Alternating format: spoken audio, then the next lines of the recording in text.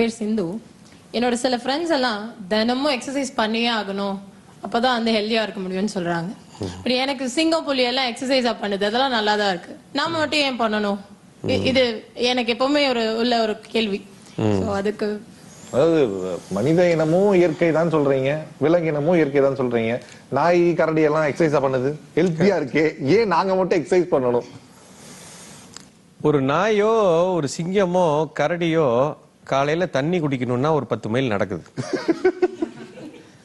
காலையில சாப்பிடணும்னா அது ஒரு 20 மைல் ஓடுது.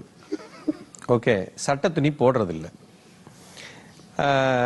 அன்றாட தனக்கு நடக்கக்கூடிய அத்தனை செயல்கள், தூங்குறது, காட்டுல படுத்து தூங்குது, மலையில படுத்து தூங்குது, இயற்கையோடு ஒத்திசைவோடு வாழுது. அப்ப அது மாதிரி வாழும் பொழுது அதனுடைய உடல் கூறுகள் சரியாக இயங்குகிறது. இப்ப நம்ம தண்ணி குடிக்கிறதுக்கு 4 கிலோமீட்டர் போல அப்படியே எந்திரிச்சு டபக்குன்னு இப்படி தட்டினா தண்ணி வருது. ஓகே, நடக்கிறதே இல்லை. இப்ப இங்க இருந்து நடந்து போகணும், சோத்துக்கு போகணும்னா வீட்டுல இருந்து டடக் டடக்குன்னு இறங்கி கார்ல ஏறி இப்படி ஒரு பட்டனை தட்டுறீங்க, இப்படி போறீங்க. இதெல்லாமே இந்த காரு, இந்த சாஃபஸ்டிகேஷன், இதெல்லாம் இயற்கைக்கு எதிரான செயல்.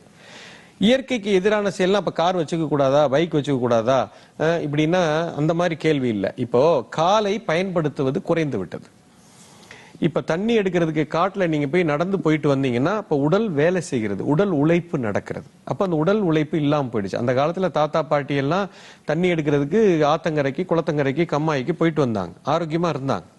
இப்ப யாருக்கும் போறதில்லை. ஒரு பட்டனை தட்டினா தண்ணி வருது. துணி துவைக்கிறது 1000 தடவை இப்படி அடிச்சாங்க. இன்னைக்கு ஒரு பட்டனை தட்டினா துவைச்சே அதுவே மடிச்செல்லாம் வச்சிருக்காங்க. ஓகே, இப்ப அன்னைக்கு ஒரு இட்லி வேணும்னா 100 தடவை இப்படி சுத்துனாங்க. இன்னைக்கு ஒரு பட்டனை தட்டுறாங்க, மாவு அதை அரைச்சு கொடுத்துருது. இப்ப மாவாவே அரைச்சு வீட்டுக்கு வந்துருது. அதை கூட பண்றது இல்ல. ஒண்ணுமே பிசிக்கல் ஆக்டிவிட்டி இல்ல. சோ இயற்கைக்கு எதிரான இதை இயற்கை கொடுத்திருக்கிற நம்ம கொடுத்திருக்கிற அஸ்திரங்கள் எதையுமே நம்ம பயன்படுத்துறது இல்லை. அப்ப உடல் எப்படின்னா it's a very intelligent piece. ஒரு குறிப்பிட்ட உறுப்பை நீங்க பயன்படுத்தாம கொஞ்ச நாள் வச்சுக்கிட்டே இருந்தீங்கன்னா அது என்ன நினைச்சுக்குது, இது தேவையில்லை போல நினைச்சிட்டு அந்த கேட்டையே லாக் பண்ணி விட்டுரும். இப்ப காலை நடக்காமலே நீங்க இந்த இடத்துல உட்கார்ந்து இருந்தேன் அடுத்த 6 மாசத்துக்குன்னா 6 மாசம் கழிச்சு உங்களால நடக்கவே முடியாது. ஏன்னா கால் என்ன முடிவு பண்ணிடுச்சுன்னா இவன் நடக்க போறது இல்லைன்னு நினைச்சு அதுக்கு அனுப்பக்கூடிய சக்தி ஓட்டத்தை எல்லாம் நிறுத்திடும். ஏன்னா it has got body intelligence பேர். அதான் அந்த பாடி மெக்கானிசம் உங்களுக்கு தெரியல. இப்ப அதனால வரக்கூடிய பிரச்சனைகள் தான் இவ்வளவு.